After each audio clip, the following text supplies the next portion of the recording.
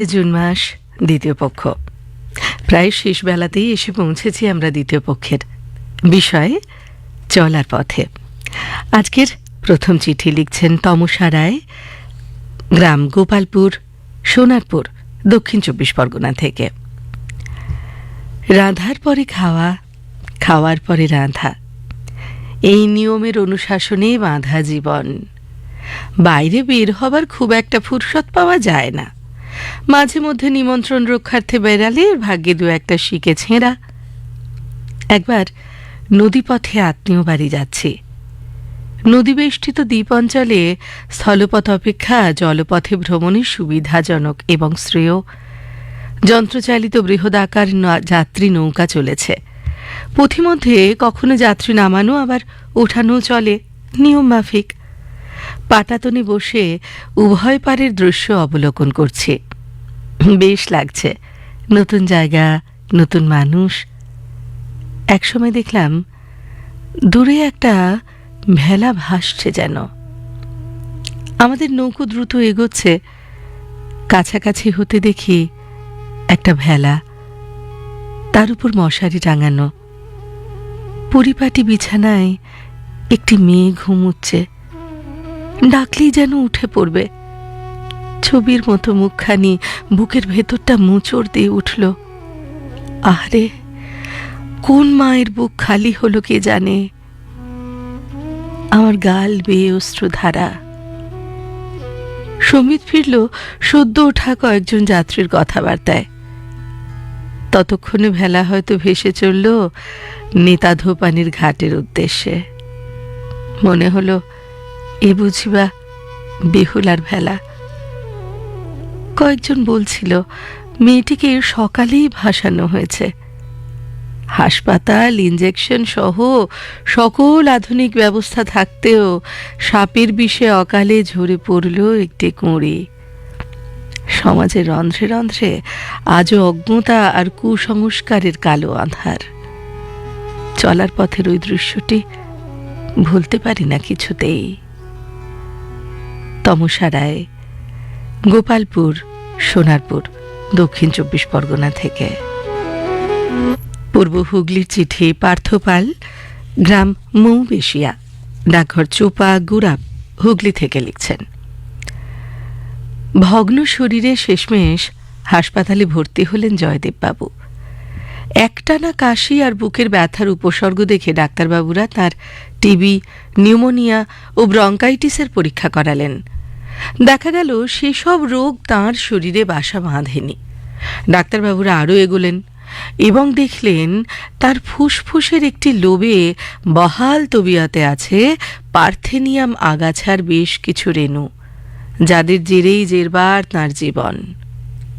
অথচ আদতে শৌখিন মানুষ তিনি বিভিন্ন আগাছা থেকে দূরে থাকারই চেষ্টা করেন। তবু এমন হলো কেন?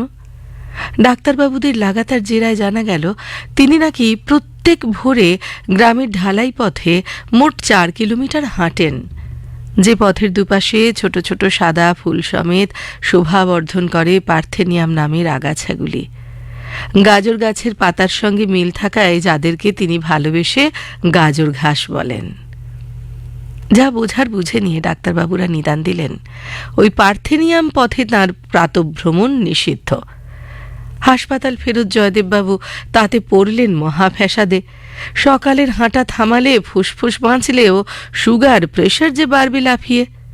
গ্রামের অন্য পথগুলিও পার্থেনিয়াম বেষ্টিত, তাই পথ পরিবর্তনেও সুরাহা মিলবে না। এই দোটানায় পথের বিপদকে সম্পদে পরিণত করার পথে পা বাড়ালেন তিনি। খোঁজ নিয়ে জানলেন পার্থেনিয়াম নির্মূল করার বেশ কয়েকটি উপায় আছে। কেটে পুড়িয়ে দেওয়া, কেরোসিন তেল স্প্রে করা, নুন জল ছিটানো এবং ইউক্যালিপটাস গাছের থেকে তৈরি তেল স্প্রে করা।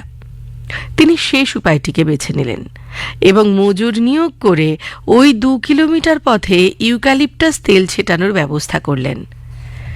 কয়েকদিনেই নির্মূল হলো আগাছাগুলি। এসব দেখে গ্রামবাসীরা প্রথমটায় বাঁকা হাসি হাসলেও পরে বাড়িয়ে দিলেন সাহায্যের হাত। অনেকেই পথের দুপাশে রোপণ করলেন আকন্দ, ধোতরা, ভেরেন্ডার মতো গুল্ম জাতীয় গাছগুলিকে।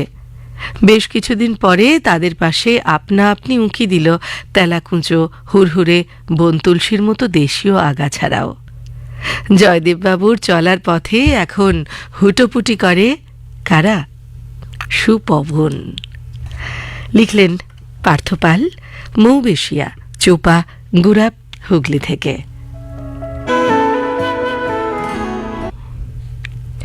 চন্দনা মুখোপাধ্যায় কৃষ্ণনগর, নদিয়া থেকে লিখছেন চিঠি।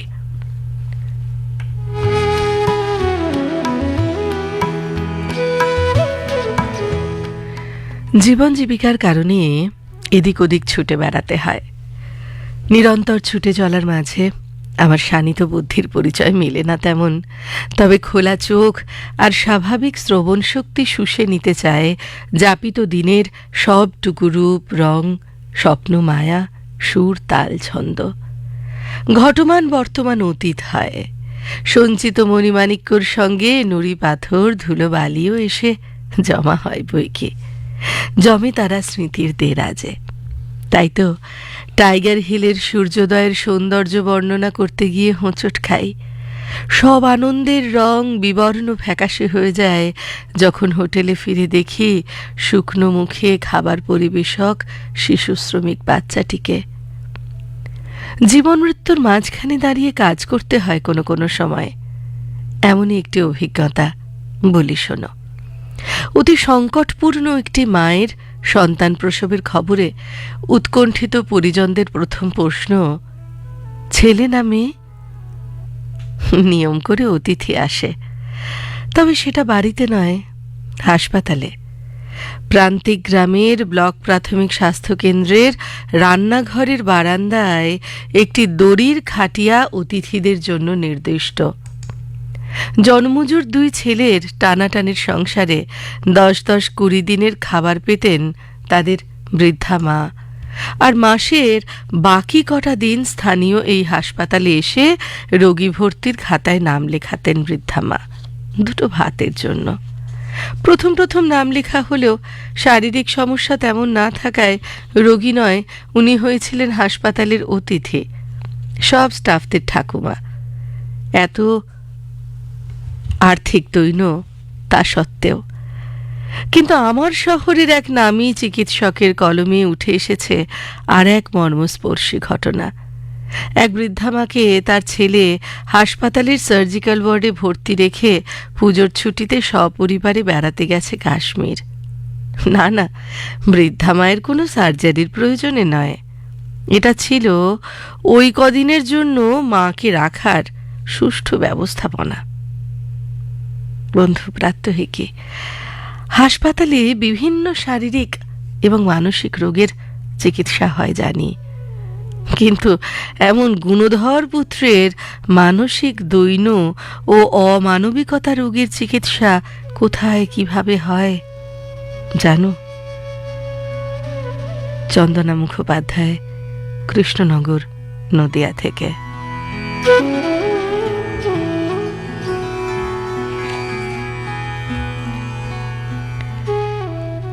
চণ্ডী ঘোষ, ঠিকানা আমিনপুর, হরিপাল, হুগলি। প্রচণ্ড গরমে গাছের ছায়া সব থেকে আরামপ্রদ জায়গা। সুতনু দেখল একদল পিঁপড়ে মুখে খাবার নিয়ে লাইন দিয়ে হেঁটে যাচ্ছে। সংঘবদ্ধতার তারিফ করতেই হয়। পাশ থেকে রিন্টু বলল, আজ ঠিক বৃষ্টি হবে, দেখিস। এই কি বুঝলি কি করে? পিঁপড়েদের খাবার সংগ্রহ বৃষ্টির পূর্বাভাস দেয়। সুতনু একটা মাটির ঢেলা দিয়ে পথটা আটকে দিল। থমকে দাঁড়ালো লম্বা লাইন। আবার নতুন পথের সন্ধানে চলতে শুরু করলো তারা। পথের শেষ বলে কোনো কথা হয় না, অনন্ত তার বিস্তার। পথ স্থির, চলাটাই গতি। পথের আর এক নাম তাই অভিজ্ঞতা। পথ চলতি জনতার নাম পথিক। বয়স বাড়ে, অভিজ্ঞতা বাড়ে। হাজার রকমের পসরা সাজানো পথের ধারে। আহরণে বাধা নেই, ভালো মন্দ তোমার মর্জি মাফিক, তার জন্য কোনো অর্থ ব্যয় হয় না। আহরণের তারতম্যে বোঝা যায় ভালো আর মন্দ অভিজ্ঞতা। পথ কাউকে বিমুখ করে না, চোখ বুজে তাই পথে নেমে পড়ো। সামনে অপার সমুদ্র থাকলেও পথ তার বিকল্প দেখিয়ে দেবে। পথের অপর নাম তাই গতি। জীবনচক্রের গতি কখনো থেমে থাকে না, অনন্ত তার পথ চলা। চলার পথ অনহিত পারুই। রামচন্দ্রপুর, হাওড়া থেকে। কেউ বেড়াতে যাচ্ছে, কেউ বা বাড়িতে ফিরছে, কেউ কাজ সেরে ফিরছে তো কেউ কাজ করতে যাচ্ছে। যে যার লক্ষ্যে চললেও চলার পথ ছিল তাদের এক, শিয়ালদহগামী কাঞ্চনজঙ্ঘা এক্সপ্রেসের রেলওয়ে ট্র্যাক। স্বাভাবিক অবস্থার মধ্যেই তো তারা রওনা দিয়েছিল। পরিবার পরিজন ছিল তাদের ফেরার অপেক্ষায়। কেউ জানলা দিয়ে মুখ বাড়িয়ে বাইরের দৃশ্য দেখতে ব্যস্ত, তো কেউ ব্যস্ত ফোনে কথা বলতে। আবার কেউ কেউ ঘুমিয়ে আছে, তখনও নতুন দিন দেখাই হয়নি। কে জানতো চলার পথে তাদের জন্য এই পরিণতি অপেক্ষা করছে।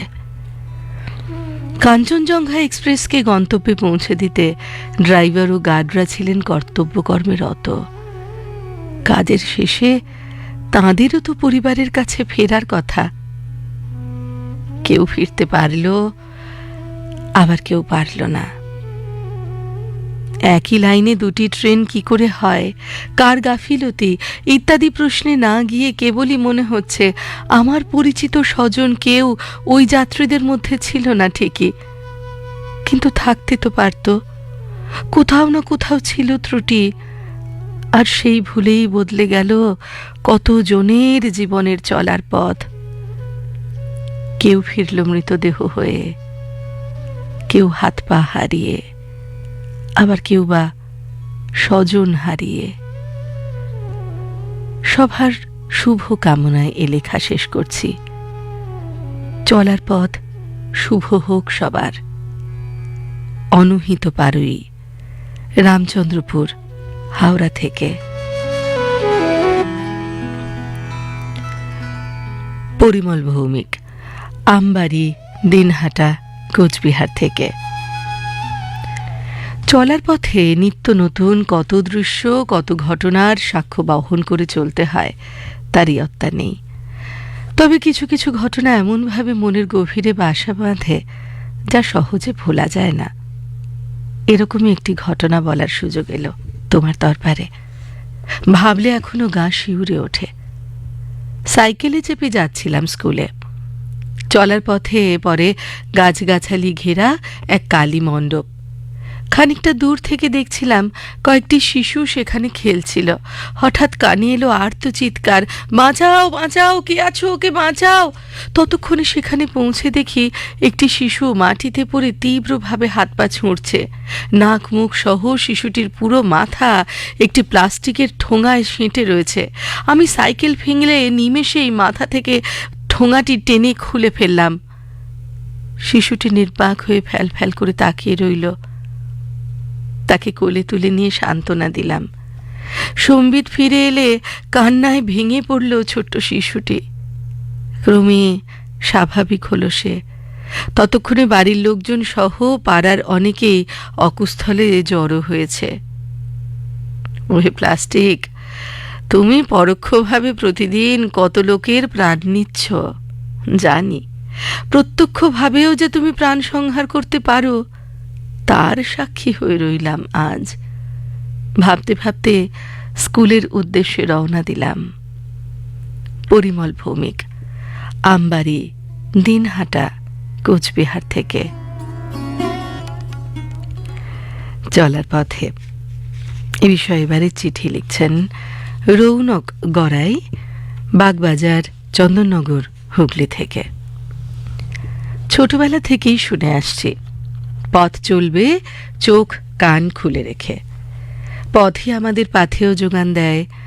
চলার পথে সত্যিই খুঁজে পাই জীবনের বহু মূল্য সম্পদ।